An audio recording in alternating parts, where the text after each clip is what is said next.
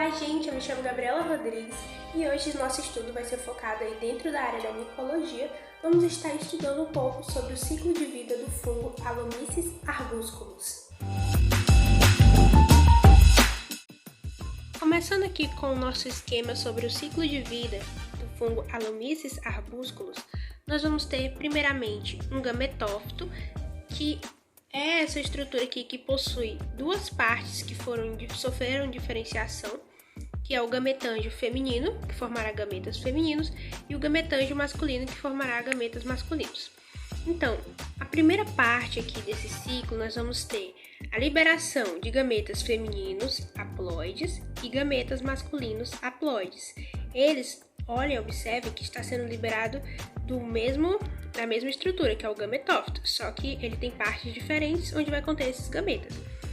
Esses gametas eles vão se juntar, sofrer a fecundação, né? E vale lembrar que os gametas desse fungo, eles fazem parte de uma reprodução que a gente chama de anisogamia. Por que anisogamia? Porque esses gametas, eles têm uma forma diferente, tem um maior e outro menor, então recebem esse nome. Os gametas eles vão se juntar e formar um zigoto diploide, 2N. Esse zigoto ele vai se desenvolver através de sucessivas mitoses, formando uma estrutura que a gente vai chamar de esporófito jovem. O esporófito jovem ele vai crescer e formar essa outra estrutura aqui, que é o esporófito maduro, que é diploide, como a gente viu, que é originado da fecundação dos dois gametas.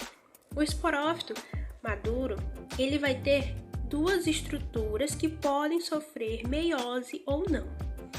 Uma dessas estruturas é essa aqui que vocês estão vendo, que o nome dela é esporângios assexuados com paredes finas. E o outro é esporângios sexuados de resistência, que é diploide. Esse esporângio aqui, como vocês podem ver, ele vai ir em outra direção, formar um novo ciclo, em que ele não vai sofrer meiose. Observe que ele continua diploide.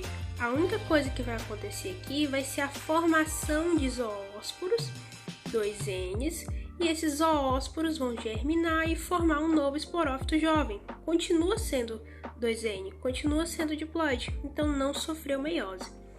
Isso ocorre com essas estruturas aqui, esporângios assexuados com paredes finas. Já esses outros esporângios aqui, que são os sexuados de resistência, eles vão sofrer meiose. Quando eles sofrem meiose, a gente sabe que reduz o número de cromossomos. Então a gente vai ter, em vez de indivíduos diploides, vão transformar em indivíduos haploides, ou seja, o esporângio ele vai germinar depois da meiose, formando novos esporos, zoósporos, haploides. E esses zoósporos, eles vão germinar,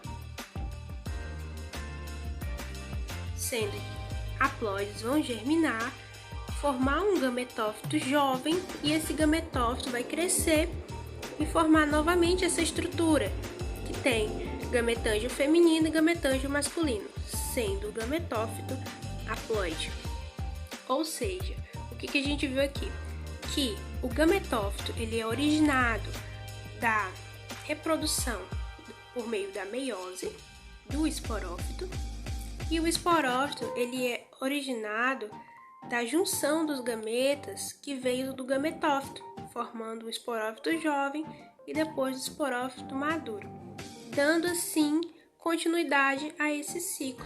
Vale lembrar que esse tipo aqui de processo que a gente está vendo é uma alternância de gerações isomórficas. Por quê? É uma alternância de gerações porque a gente vai ter dois tipos de reprodução, como a gente viu aqui, que pode ser por meio desse tipo aqui de esporângio, que ele não vai sofrer meiose, e pode ser por esse outro tipo de esporângio, que vai sofrer meiose. E por que isomórfica? Se vocês forem olhar, a gente tem duas estruturas adultas, que é o gametófito e o esporófito, e eles se assemelham morfologicamente falando. Então, quando a gente fala que é uma alternância de gerações isomórficas, é justamente por essa semelhança morfológica entre o gametófito e o esporófito.